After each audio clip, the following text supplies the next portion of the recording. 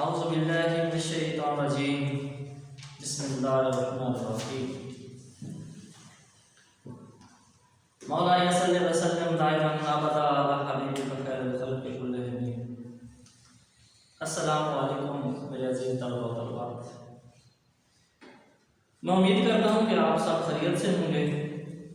اللہ تبارک و تعالیٰ آپ کو زندگی کے ہر شعبے میں کامیابی و کامیابی عطا فرمائے۔ میں محمد شہباز افریدی اردو لیکچرر کے ساتھ حاضر خدمت ہوں۔ بیٹا کل ہم نے پڑھا حضرت علامہ محمد اقبال کی غزل ہم پڑھ رہے ہیں بیٹا، اور حضرت علامہ محمد اقبال رحمۃ اللہ علیہ کا سارا جو کلام ہے وہ قرآن مجید فرقان حمید کا نچوڑ ہے۔ تو آج بہت ہی سارا کلام ہی بڑا اہمیت کا حامل ہے، سارا کلام اہم ہے۔ تو آج دو اشعار کی تشریح ہم کریں گے، غزل نمبر 2 کی شعر نمبر 6 اور 7۔ تو چلتے ہیں ہم شعر کی طرف، اور ترجمان حقیقت فرماتے ہیں: تلاش اس کی فضاؤں میں کر نصیب اپنا، جہان تازہ میری راہ صبح میں ہے۔ حضرت علامہ محمد اقبال فرماتے ہیں کہ اے انسان، اے آج کا انسان، اب دیکھیں نا کہ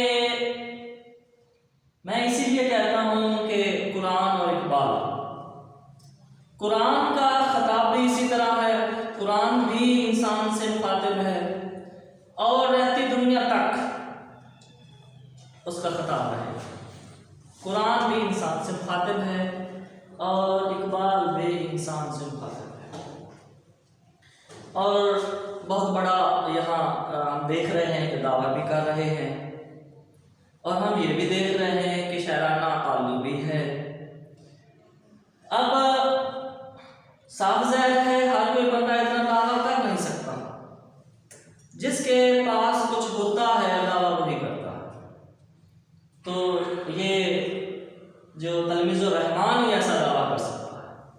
تو تلمیذ الرحمان فرماتے ہیں کہ اگر کسی نے اپنا نصیب، اپنا مقدر تلاش کرنا ہے نا، اور کہہ رہے ہیں کہ وہ اپنا نصیب اور مقدر تلاش کرے کس کی فضا میں؟ جہان تازہ کی فضا میں، کیونکہ جہان تازہ جو ہے وہ میری آہ صبح میں ہے۔ میں جو تہجد کے وقت روتا ہوں، میں تہجد گزار ہوں، اور تہجد کے دوران جو میں آہیں بھرتا ہوں، ان آہوں میں میرا ایک جہان آباد ہے، میری ایک دنیا آباد ہے، جہان تازہ آباد ہے میری ان آہوں میں۔ آؤ اور میری ان آہوں کو دیکھو، اور میری ان آہوں میں جو ایک نئی دنیا آباد ہے ان میں اپنا مقدر تلاش کرو، ان فضاؤں میں میرا اپنا مقدر تلاش کرو، تمہیں اپنا نصیب مل جائے گا، تمہیں اپنا مقدر مل جائے گا۔ تمہیں حضرت اقبال یہاں دعوت دے رہے ہیں کہ آؤ میرے کلام سے رجوع کرو، آؤ میرا کلام پڑھو، آؤ میرا کلام پڑھو اور پھر اس پہ عمل کرو۔ میں نے اپنے کلام میں زندگی گزارنے کے تمام اصول جو ہے میں نے بتا دی۔ میں نے اپنے کلام میں کوئی چیز بھی ایسی جو ہے وہ چھوڑی نہیں، کوئی مسئلہ ہو آپ آؤ اور اس سے رجوع کرو۔ میں نے دنیا کے جتنے تصورات ہیں راؤنڈ اباؤٹ، میں نے وہ جو ہے وہ بتائے ہیں، تصورات بتائے ہیں۔ میں نے وہاں تعلیم کا تصور بھی بتایا ہے، میں نے وہاں خودی کا تصور بھی بتایا ہے، میں نے وہاں تقدیر کا تصور بھی بتایا ہے۔ اے انسان، اصل میں بات یہ ہے کہ قرآن مجید فرقان حمید جو ہے نا، اللہ تبارک و تعالیٰ کی جو کتاب ہے، لالائق کتاب ہے، حضرت اقبال نے سارا کچھ وہیں سے سیکھا ہے۔ حضرت اقبال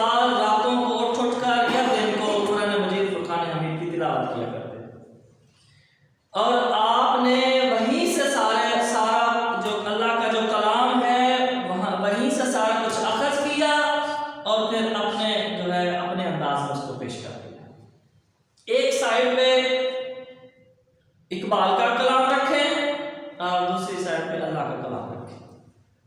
اللہ کے کلام کا جو مفہوم ہے وہ حضرت علامہ محمد اقبال کے کلام کا ہی مفہوم ہے۔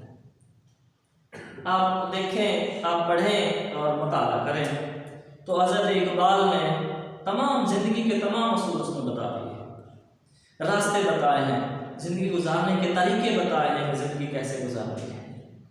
اور جو کوئی چاہتا ہے کہ میں بھی نئی دنیا آباد کروں تو وہ آئے، مجھے دیکھے، میرے کلام کو پڑھے، میرے کلام سے جو ہے وہ سیکھے اور پھر اپنی زندگی گزارے۔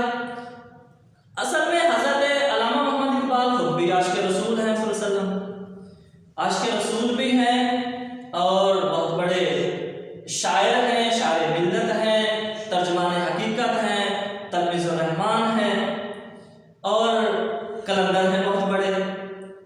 تو انہوں نے اپنے کلام میں ہر انسان کو ان کی رہنمائی کی ہے کہ آؤ میرے کلام میں اپنا مقدر تلاش کرو، جو اپنا مقدر بنانا چاہتا ہے آئے اور میرے کلام سے رجوع کرے گا پڑھے۔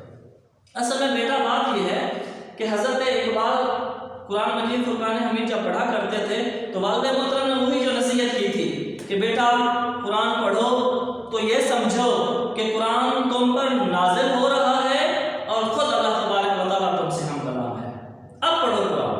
تو پھر حضرت اقبال نے اسی طرح پڑھا، قرآن کو سمجھا اور پڑھا، اور پھر اس کے بعد ہم نے یہ بھی کئی بار آپ نے یہ بات سنی ہے کہ حضرت اقبال جب قرآن پڑھا کرتے تھے تو بے اختیار رویا کرتے تھے، آپ کے آنسو جو ہیں وہ قرآن کے اوراق گیلے کر دیا کرتے تھے، تو پھر قرآن کو جو ہے وہ دھوپ میں رکھا جاتا اور ان کو خشک کیا جاتا۔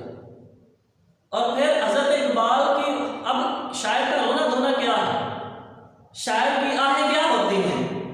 شاعر کا رونا دھونا اور اس کی آہیں، اس کی فریاد اس کا کلام ہے، اس کے کلام سے رجوع کرے، کہنا اقبال یہ چاہتا ہے۔